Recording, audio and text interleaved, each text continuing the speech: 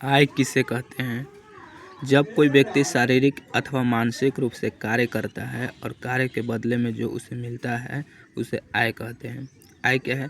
जब कोई भी व्यक्ति शारीरिक रूप से कार्य करे या मानसिक रूप से दिमाग से काम करे या अपने बॉडी शरीर से काम करे, उसको कार्य के बदले में कुछ मिलेगा, उसी को कहते हैं आय। भूमि का पारिश्रमिक लगान होता है। श्रम का पारिश्रमिक मजदूरी। भूमि का पारिश्रमिक मतलब भूमि के पारिश्रमिक क्या होता है? लगान। भूमि से क्या लिया जाता है? लगान, टैक्स, ये सब लिया जाता है। श्रम का मतलब मजदूर। मजदूर को क्या दिया जाता है? मजदूरी। अगर वो मेहनत करा, परिश्रम किया तो उसको मजदूरी मिलेगा ना। पूंजी का पारिश्रमिक, मान लेते हैं कोई व्यक्ति है, पूंजी लिया तो सूद ब्याज पर, तो पूंजी का पारिश्रमिक क्या होता है? ब्याज। उद्यमी का पारिश्रमिक। उद्यमी मतलब उद्योग। तो उद्योग जब खुलता है तो उसमें या तो लाभ होता है या हानि होता है, तो उसका पारिश्रमिक मतलब उसका जो फल मिलेगा लाभ में मिलेगा या फिर हानि में मिलेगा। गरीबी को जन्म देती है। रैगनर नर्क्स ने। फूट डालो और शासन करो का नीति अंग्रेज ने। भारत में राष्ट्रीय आकलन के लिए केंद्रीय सांख्यिकी संगठन है। भारत में जो हमारा भारत है और उसका राष्ट्रीय आय है, कुल आय है, राष्ट्रीय आय, उसका आकलन केंद्रीय सांख्यिकी संगठन करता है। राष्ट्रीय आय की धारणा। सकल घरेलू उत्पाद है, शुद्ध राष्ट्रीय उत्पाद है।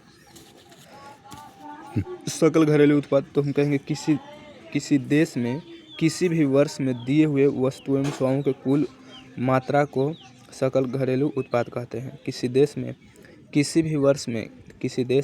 कोई भी देश हो, किसी भी वर्ष हो, दिए हुआ वस्तु और सेवाओं का जो मूल्य होता है सकल घरेलू उत्पाद कहलाएगा। शुद्ध राष्ट्रीय उत्पाद। कुल राष्ट्रीय उत्पाद को प्राप्त करने के लिए हमें कुछ खर्चा करना पड़ता है, अतः कुल राष्ट्रीय उत्पादन में इन्हीं खर्चा को घटाने पर शुद्ध राष्ट्रीय उत्पाद प्राप्त होता है। शुद्ध राष्ट्रीय उत्पाद क्या है? तो कुल राष्ट्रीय उत्पाद को क्या करने के लिए? प्राप्त करने के लिए कुछ खर्चा करना पड़ता है, कुछ इन्वेस्ट करना पड़ता है, और उसी इन्वेस्ट को कुल उत्पादन में से इन्वेस्ट को घटा देंगे तो उसी को क्या कहेंगे? शुद्ध राष्ट्रीय उत्पाद। जो प्राप्त होगा फिर शेष से शुद्ध राष्ट्रीय उत्पाद कहलाएगा। भारत में सबसे पहले राष्ट्रीय आय का अनुमान 1868 ईस्वी में दादा भाई नौरोजी ने लगाया था। इनकी एक पुस्तक थी poverty and un British rule in India.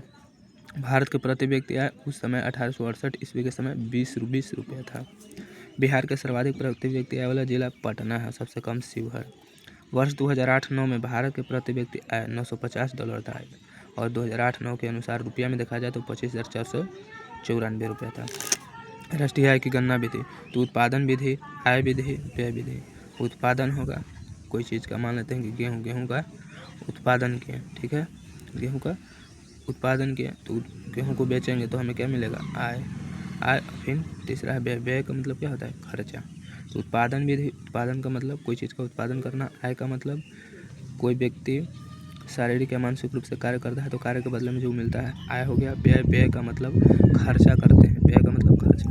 Bharat में वित्तीय वर्ष 1 अप्रैल से 31 मार्च। राष्ट्रीय आय की गणना में कठिनाई 3 है। मूल मापने की कठिनाई, आंकड़ों को एकत्र करने की कठिनाई। आंकड़ा को मतलब एकत्र मतलब जमा करना, इकट्ठा करना कठिनाई, और दोहरी गणना की संभावना। सकल राष्ट्रीय उत्पाद। तो किसी देश में एक साल के अंतर्गत जितनी वस्तुएं एवं सेवाओं की जो कुल मात्रा उत्पादित की जाती है उसे सकल घरेलू उत्पाद कहते हैं। सकल राष्ट्रीय उत्पाद क्या है? तो किसी देश में एक